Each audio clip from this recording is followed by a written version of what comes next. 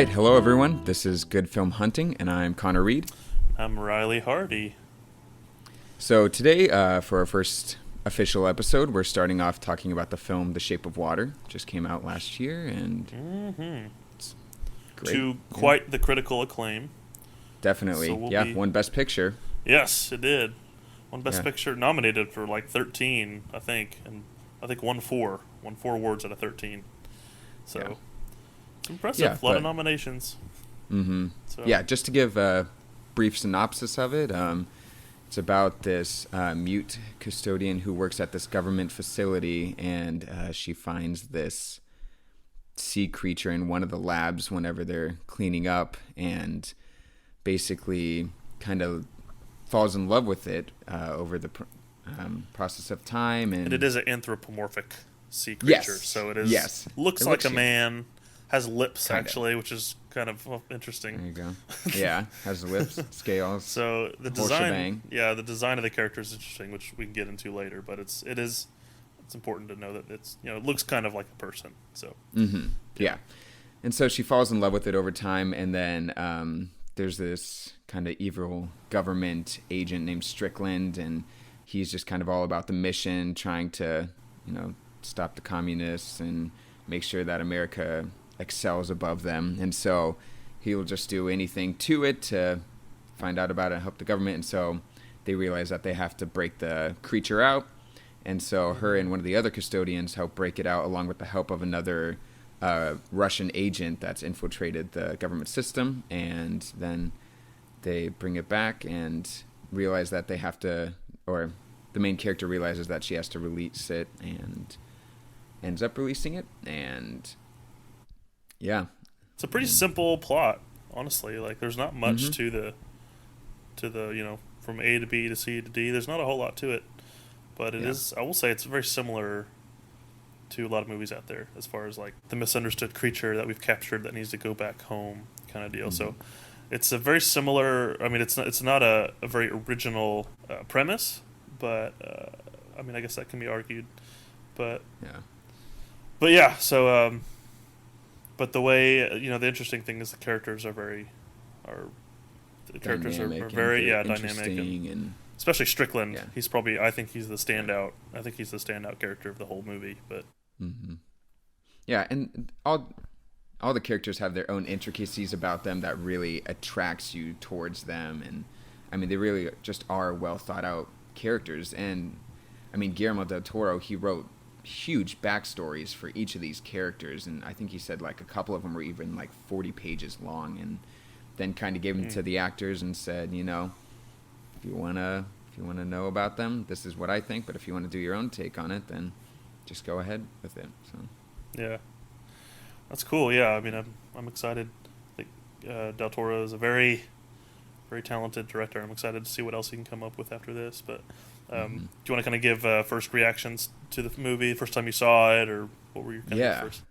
I mean, I love this movie. I think it's fantastic, and it's just so magical and incredible and just, beautifully made. And I love the characters, and I love the emotional threads throughout it, and just like, I mean, everything that's put into it, you can tell that this is a very well thought out movie. It's very technically, it's very well done on a technical level. Like definitely a technical masterpiece. Yeah, absolutely. Yeah, so watching it in preparation for this, it was like my third time of watching it. And Third, wow. Yeah. Did you see it in theaters? I did see it in theaters, Okay. a couple times. So, Twice. and I mean, I just, just love the premise of it. There's just kind of this feel to it that, I mean, relaxes me. I notice that every single time I watch it, I just feel relaxed. And I think that's like part of the atmosphere of it, but Yeah, it's just definitely. calming. Like the whole like underwater theme through it all just really. Yeah, it's very flowy and it feels it feels very fluid. Yeah. So, what are your reactions Yeah. towards it, Riley? Well, so I watched it twice. My first time, I did not watch it in theaters. I went out on a limb and just bought it straight up on 4K Blu-ray. I have a pretty nice 65-inch TV, 4K TV, and I, I bought an Xbox One S for the specific purpose of playing 4K Blu-rays. So I like to think I have a pretty good setup. So yeah, I bought it, watched it, and man, I thought it was a strange movie. Like I definitely saw it, and I was like, wow, this is a really good movie, but I don't know what to think about it. I mean, there were some things about it that were very strange. So, I mean, obviously, this is a love story, and it's a love story between a human and a fish creature, and so, there's that itself is kind of problematic. I mean, it's. I'll just say it. There are some scenes in the movie. I mean, some obvious. Yeah. I mean, there's nudity, Strange and scenes. I mean, yeah. So it kind of depends on how the creature is portrayed, as to whether or not I was gonna be okay with this. Yeah. And if it was, I think the creature only says like how many words in the whole movie, like 7 or 8. I mean, he just learns sign language. Like through sign language, yeah, through Right. her. Yeah, he can't talk either. Yeah. Right. So I'll just say, in my mind, I had a hard time figuring out if this was a good love story or if this was like borderline bestiality. Because Yeah. I didn't. The creature did not seem human enough to me to pull off the romance aspect. It was like I said earlier, it was kind of your typical misunderstood creature who's hurting people, but is like a beautiful thing that is kind of ironically a fish out of water, or at least when they're trying to take him back to where he belongs. I don't know, kind of the Stockholm syndrome. They're trying to rescue him. She falls in love with him. I don't know. To me, it's like, how different is this than? Of course, Connor will probably totally object to this, but like, how different is this than like E.T. or Free Willy? I mean, as far as like, I just didn't feel like there was enough of the creature that she could fall in love with. I mean, how were they really connecting on? Okay, But yes, they were similar. Yes, they both couldn't talk. They were both kind of misunderstood. But beyond that, what is there? I mean, there just wasn't much else. I just had a hard time believing that romance, and so it made it to me. It was like whenever they, I don't know, whenever they were falling in love, I was just like, this is weird, and it just struck me. It didn't really strike a very good chord with me, huh. and that's my biggest problem with this movie. I thought it was beautiful. I thought the movie was very beautiful. I mean, the cinematography was incredible. I think it won an Oscar. No. Nope, that was Blade Runner. Wait, no, that wasn't the same year. Yeah, it was. Are you sure? It was just this last year. Mhm. Fact check. This is why I have Wikipedia up. Okay, I'm pretty sure because I looked at this earlier today, and I'm pretty sure it was best cinematography. No, that was Deakins. Okay, well, I'm glad he won that one. I think he deserved that. Yeah, that was really good. Yeah. But yeah, I would say for like the whole Oh, you're right. Yeah, you were correct. I mean, the whole romance aspect to it, I think, I mean, of course you do kind of have to, with every single, rom-com or romantic film or anything like that, there's always like this little suspension of disbelief because unless if the film takes place over like months or years of that sort of thing, then it's like, oh, how can someone easily, just like fall that much in love with them? But one thing that I really realized this last time in viewing it is that it's very subtle how Del Toro kind of builds up Eliza's character and shows that she's always trying to improve herself to make herself noticed and more what she thinks is like beautiful and kind of building herself up, like of all the scenes of like her looking at the dresses and shoes in the shops and like making like the little paper scarf for herself, and she's just trying to be noticed by others, I think, and be seen as beautiful. And especially with like Strickland's interrogations of her and like him kind of seeing her as just kind of this thing that can't talk, he doesn't even really see her as a human, Right. that she really wants someone to notice her for like who she is, aside from Giles, her neighbor. And Right.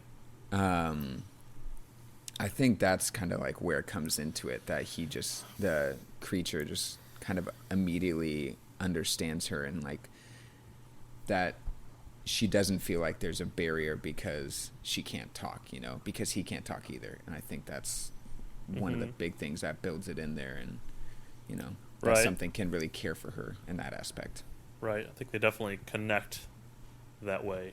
I don't know. There was Del Toro had an interesting challenge because I think he wanted to make this very grounded in reality and in the 1960s, which it takes place. And I think he did such a good job of that for me, that kind of defeated the whole purpose of the fairy tale. It didn't really feel like a fairy tale to me. It felt like just a drama from a period piece from the 1960s, which I think he was trying to do. I mean, am I right? Yeah. And I think that was just to the detriment of, or at least not to the detriment of the movie, but at least the believability of the fantasy, or the fantastical nature of it. It's like there were parts of the movie that it really leaned into that, and then other times it didn't. And yeah, like I said, if it had been more, if they had really kind of played up the fantasy aspect of the fairy tale part, and then I might have been more open to the love relationship. Yeah. I see it as like the reason why he chose the 60s was like it was very intentional, because there's the whole like space race going on, and there's like all this tension between the US and communist Russia, and just kind of like there's this mentality of like, oh, don't trust like outsiders and that sort of thing. Yeah, and for that's sure. the whole reason, like the whole like background is going on, like, and that's like represented between Strickland and Hofstetler, the Russian spy in there. And there's just this whole thing of mistrust, and like that don't trust people that are different than you, and that don't speak your same language, and all that sort of stuff. And that's the whole reason why it takes place in the 60s, and kind of like propels it forward from that. Right.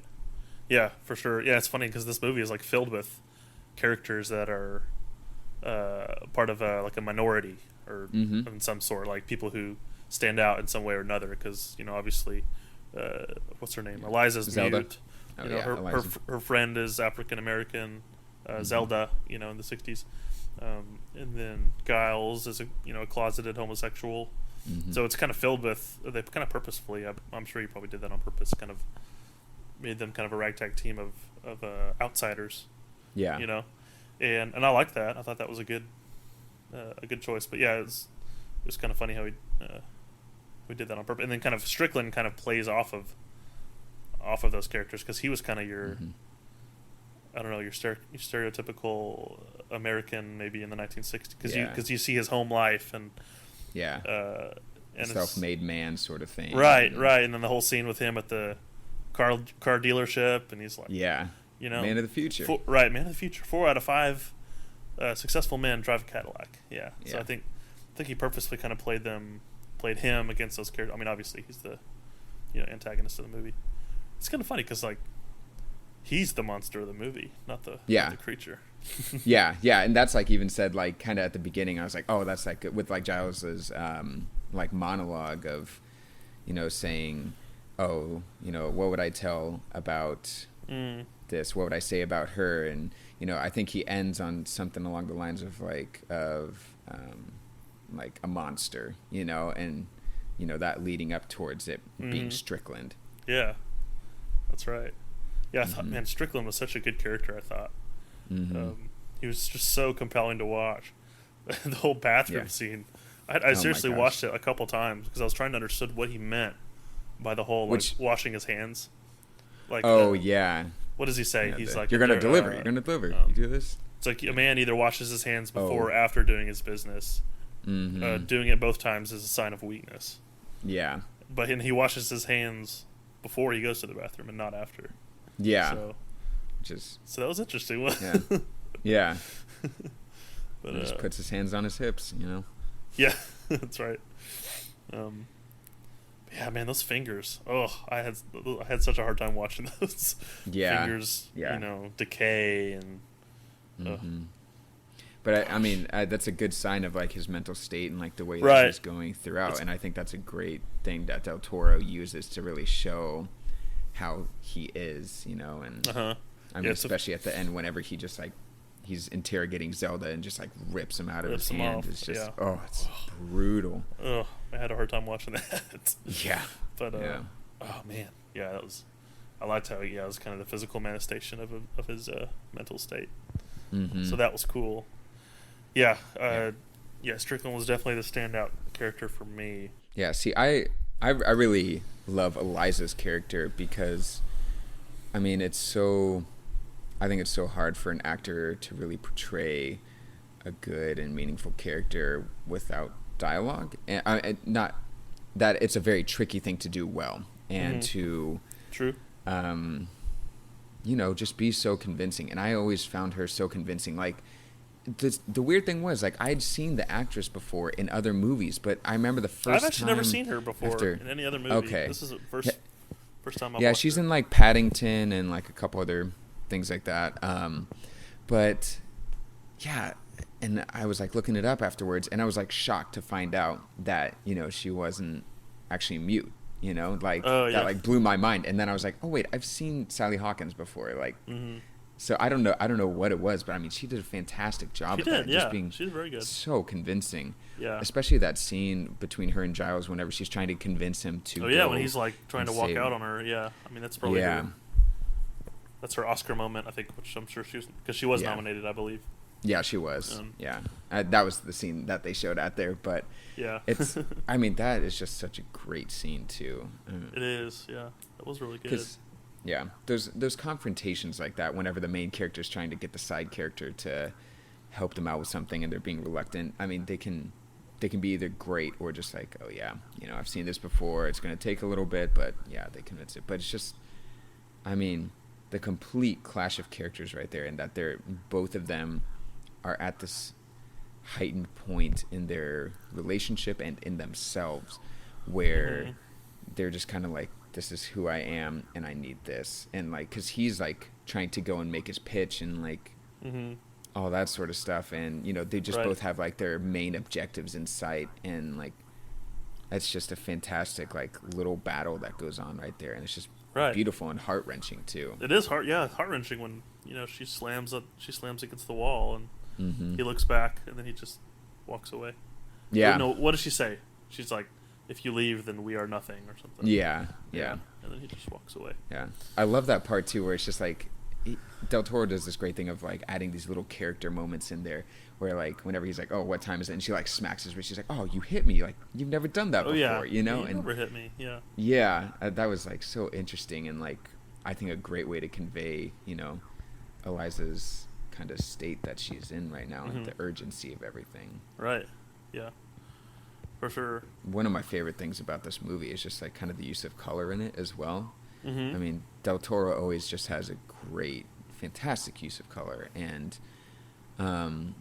he's especially good at making color look good digitally, because I always think that color looks way better on film than it does digitally. And I mean, in one of his previous films, Pacific Rim, which I wasn't a huge fan of the movie, but I just thought, I mean, the visuals were spectacular in it, and the uses of color in that were... For sure. Did he actually direct that?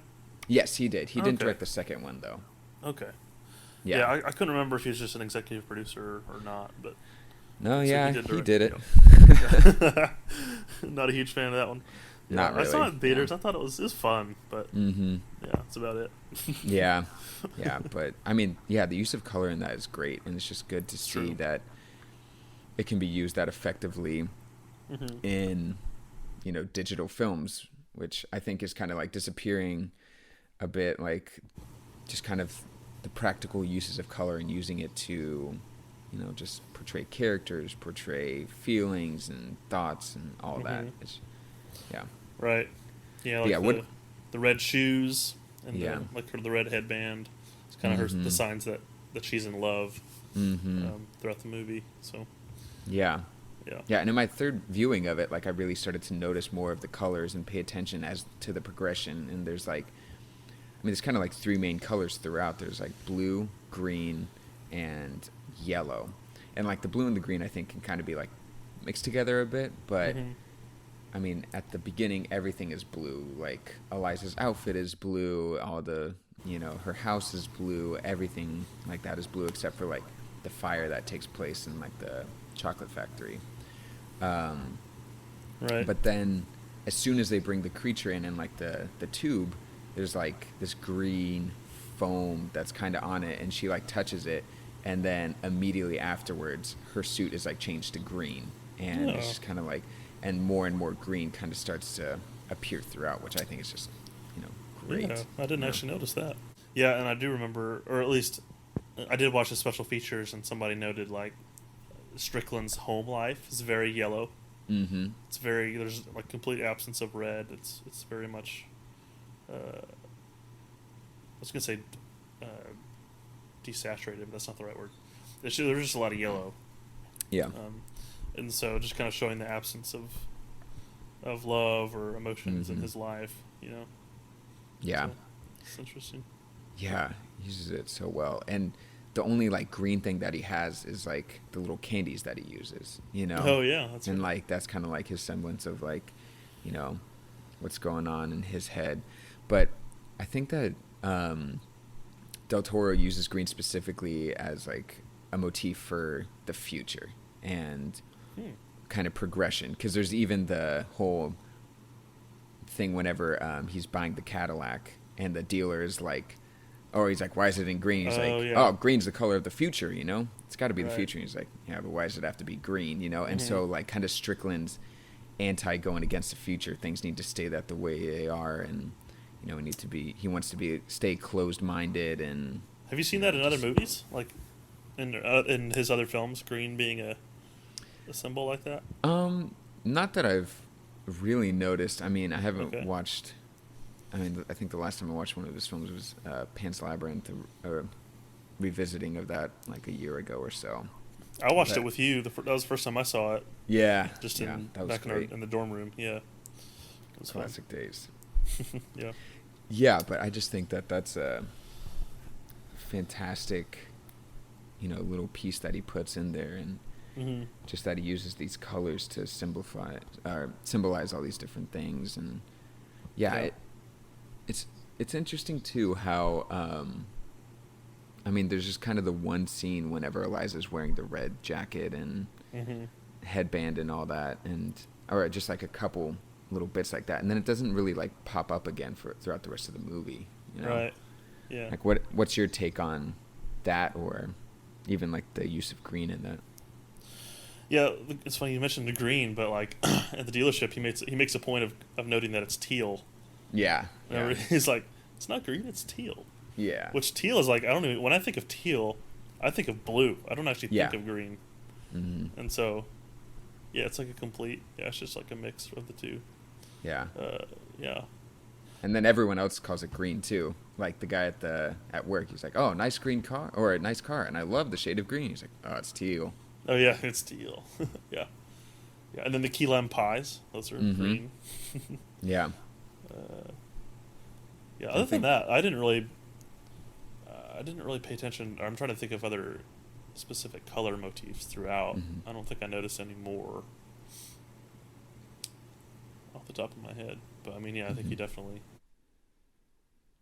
likes to use those motifs. The yellow is also kind of used sparingly, I think, as well, and just kind of in places. I don't really know too much what it means at the beginning whenever there's like the chocolate factory that's on fire, but I do think, like you said, it's very apparent in the in Strickland's house, and like even in other parts of the government facilities, that it's in there is kind of like the opposite of what it is. It's kind of more cold and unfeeling, and so I think that's an interesting shift, like how like the blue is kind of used more in the love, and green is like in the like loving sort of places and with there's character, and then the warm yellow is used as like kind of being cold interiors. Yeah. Yeah, I can see that for sure. Yeah, I think, what was your... So maybe we could kind of talk about the finale of the movie a little bit. Mm-hmm.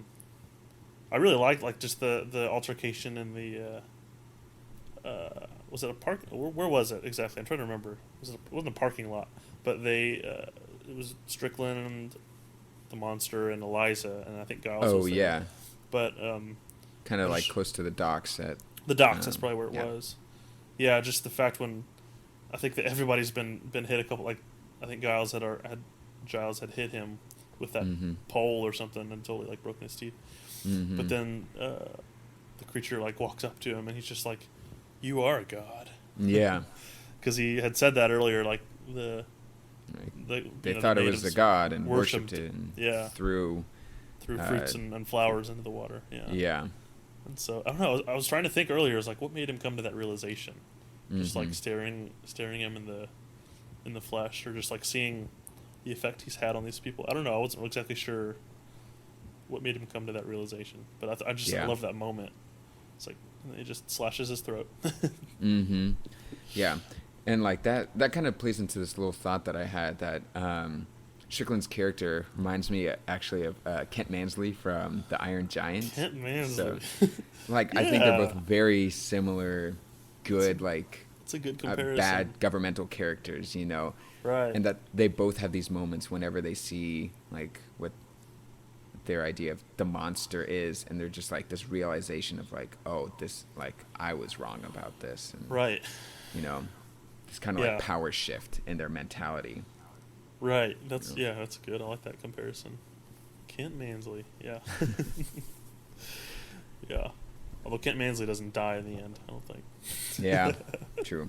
But yeah, it's for a younger audience. Yeah. But yeah, I do think that's a really interesting scene, and I was trying to figure that out as well. And I mean, I think that's kind of like a bit left up to interpretation of what he really means with that. And I would even say just how, I mean, if he did live after that, like what his perspective would be on things, you know? Yeah, for sure. For sure, yeah. I don't know, that design of that creature, what did you think of the way he looked?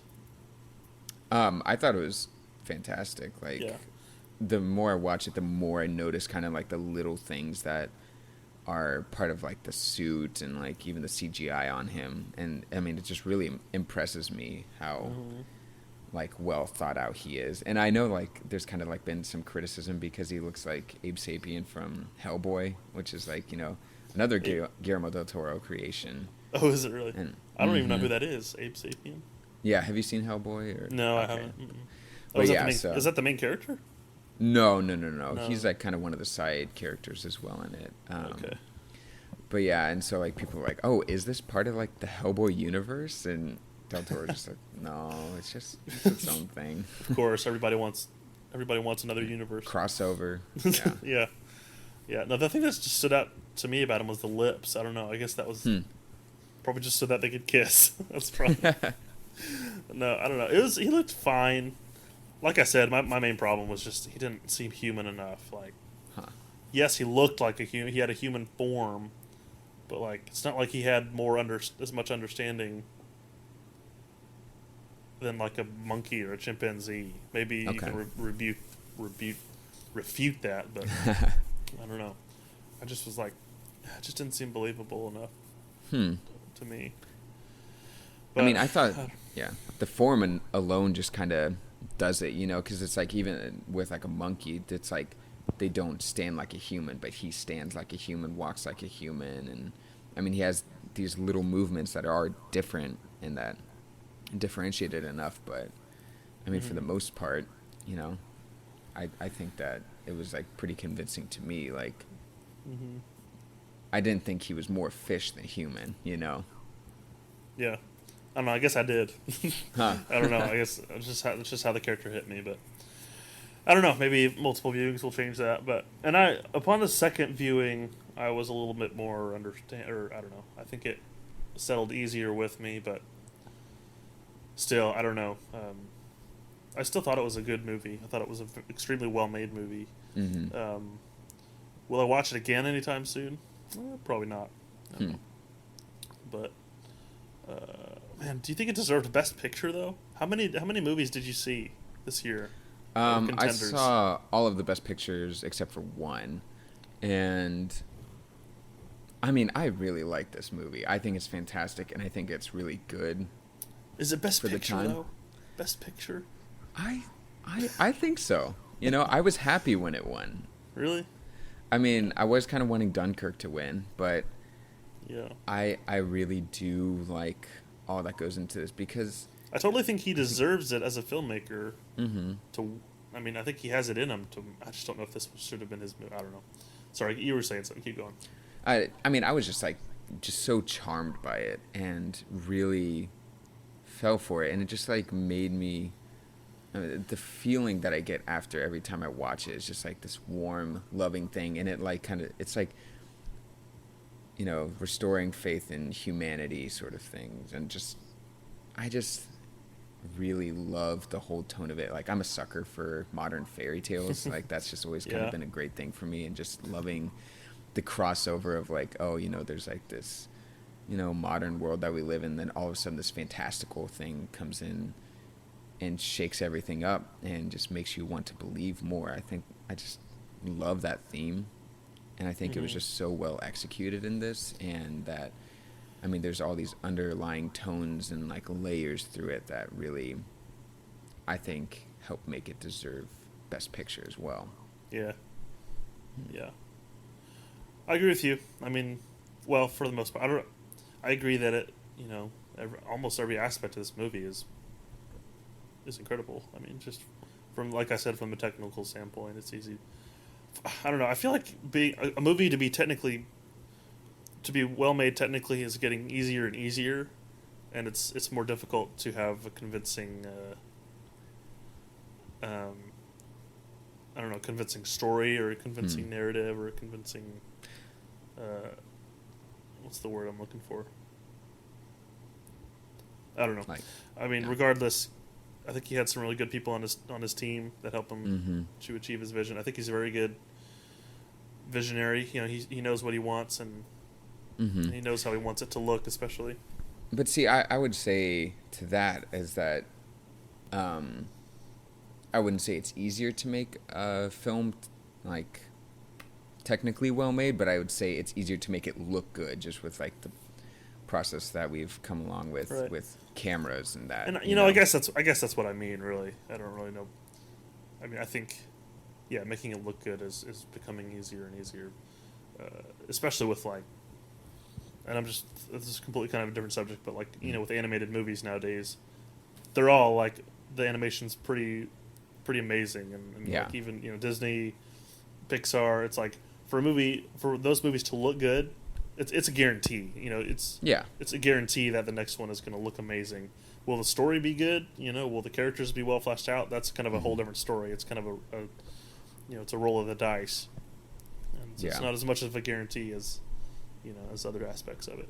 Yeah. I don't know if that necessarily applies, but Yeah, I would say the thing that sets this apart though is that there's like intentionality with like all the technical side of it as well, and that it really does seem well thought out, while like a lot of other big budget movies just kind of throws things in there and they're like, oh, we have the money for this, so why not put it in there as well, and there may not be as much thought and purpose behind it, like even down to the point of like just the colors being very intentional, and like the performances. And I don't know if you watched the bonus feature on them like building Eliza's room and all that, but that yes, they took the famous painting of like the waves and like put it over her, like painted it onto her wall and then faded it so much so that you can't really tell what it exactly it was, but that her room is like literally in the shape of waves, or the wall is like literally has the shape of waves, and just all these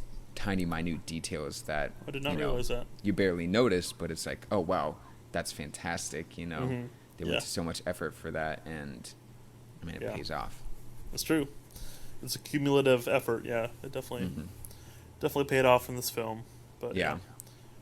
Shape of Water. Yeah, it was a good one. I'm anxious to see what else he comes up with. Yeah. And to be honest, I haven't seen very many of his movies. Like Pan's Labyrinth Okay. is, oh well, I guess Pacific Rim. So I've seen Yeah. Pan's Labyrinth, Pacific Rim, and Shape of Water. Okay. Those are the only ones. So Yeah, I mean, for the most part, like his films. I mean, the only other two I've seen of his are, aside from the ones that you've said, are Hellboy and Kronos, which was like his first film. And I mean, I like Hellboy, and I think that Kronos, there are a lot of good parts of it, but I wasn't a huge fan of it overall.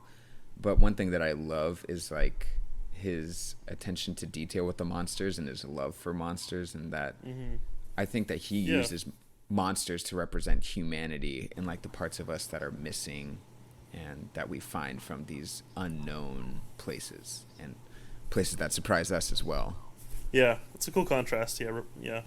Humanity manifested through the inhumane, the non-human. It's kind of an interesting dynamic. Yeah.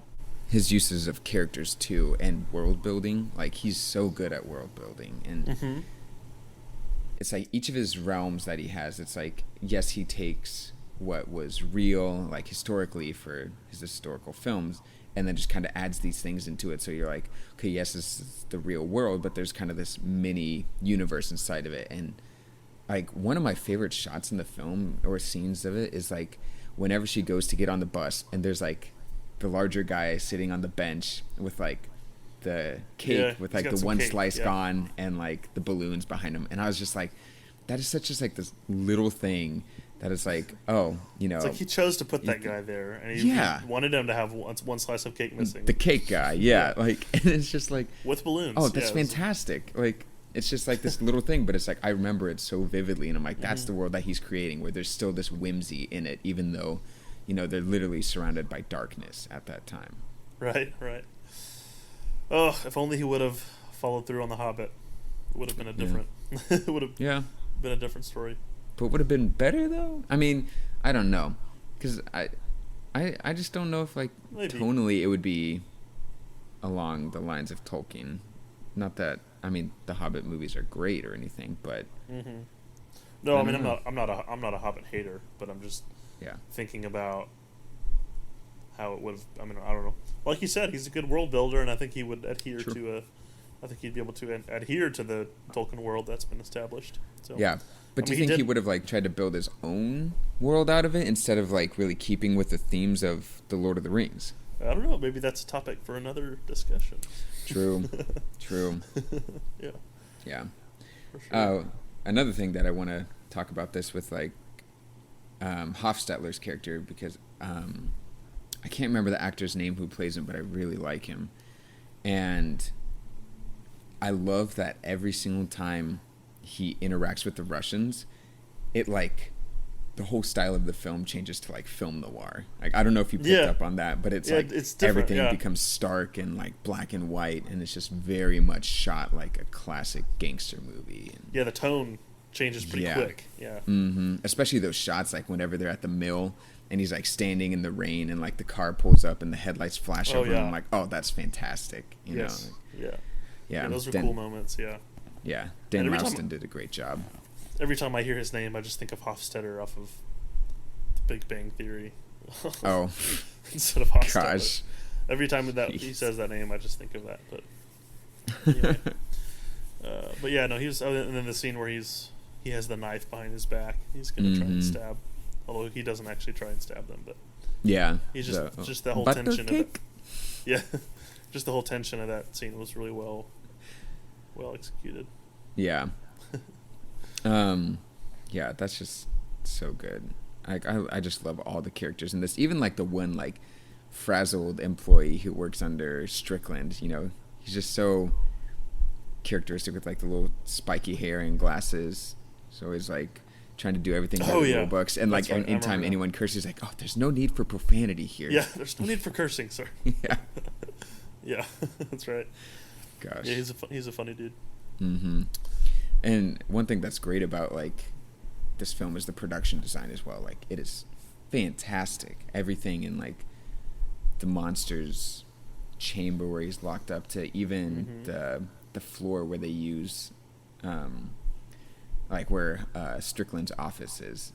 And I love that there's this great contrast between Strickland's office, which is like built like a fishbowl, if you notice it. Like anytime it pans up, it's like you know, because it's all windows open in there. Right. And yeah, then, it's all windows. Yeah. to me, it seems like the creature's like place where he's chained up almost like looks like a shrine. Like there's this huge like metal dome behind him and like these steps that like slowly build up to him. It is interesting. Yeah, they give him a really nice place to be. Like a very, very much on display. Yeah. Like, as if he's, people are supposed to be worshiping him or something. Even whenever he's put on like the little dais, whenever he's like when beating he's in him. chains. Yeah. Yeah. Well, the verdict. You liked it. 2 thumbs up. 2 thumbs up from Connor. Yep. I mean, I would recommend people watch it for sure. Oh yeah. Yeah, it'll. It's good to just appreciate those things that we just talked about. You know, wow, it's a beautiful movie. It really is. It's gorgeous. Beautiful. And movie. one other thing that we have to talk about is Alexandre Desplat's score to it, which is incredible. Yeah, I thought it was good. I thought it Yeah. was pretty good. I love it so much. Yeah, I think that he won the won Oscar. right? Mhm. Yeah, and production design as well. Yeah. Oh, Yeah. definitely. Yeah, that's.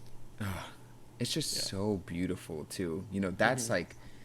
That was one of the selling points for me for this was like just Really? kind of the whimsy to it of like Eliza's theme in it and like their love theme is just so great, you know.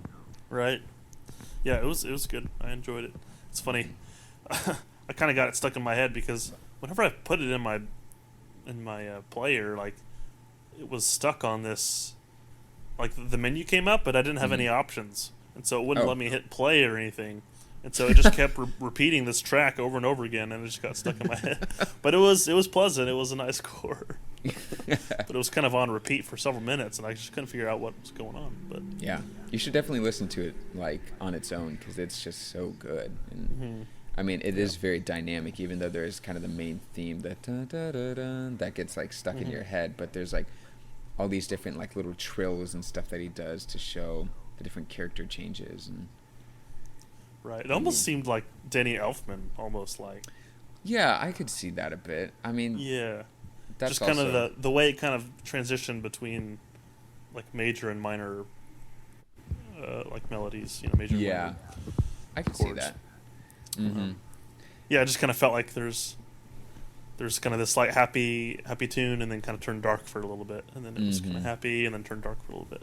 I mean, it's common in a lot of movies, but like. Yeah, just it's very characteristic of the scores I remember, like that Danny Elfman has done, Spider-Man, Batman, things like that. I mean, it almost like it had like this French air to it, especially with like the flute and like the accordion playing in the background. You know, there's like the streets of Paris kind of stereotypical sound that you'd think of that goes into it as well. That I just loved, and I mean, it kind of made the film as a whole remind me of like. Amélie and Delicatessen and like these other kind of late 90s, early 2000s French films, which are also very whimsical and about like strange love and like a post-apocalyptic wasteland or like this girl who just, you know, finds this book of photos and all that, you know? Right. Yeah. Definitely strange love, yes. Yeah, I think it's good. You know, I think it's a good reminder to people to not be assuming of people and not for sure. to look down on other people because like Eliza's character is so beautiful and Giles's character is so beautiful and just like all these the people who perceive him like you know they're these like unwanted people and all that but they're just like the outcasts like the guy at the pie shop or Strickland he's just like don't come in here anymore. This is a family restaurant. It's just the way he's totally just saying you're not welcome. But it's a good one. It's a good one. Like I said, I'm excited to see what Del Toro does next. Yeah. Does he have anything lined up yet? I don't think so yet, but I actually heard that he said if this movie flops that he would have retired from filmmaking. Really? Yeah. Well, that's no good. He's still young. He is. I mean, he's like in his 50s. It's like he's still got another 30 years to make movies. Yeah, I think it's just because it was such a personal film for him and something that he really poured a lot of himself into that he's like, if people don't accept this, it's basically like they're not accepting me, and then I shouldn't just be making movies. Kind of, yeah. Yeah, interesting. Yeah.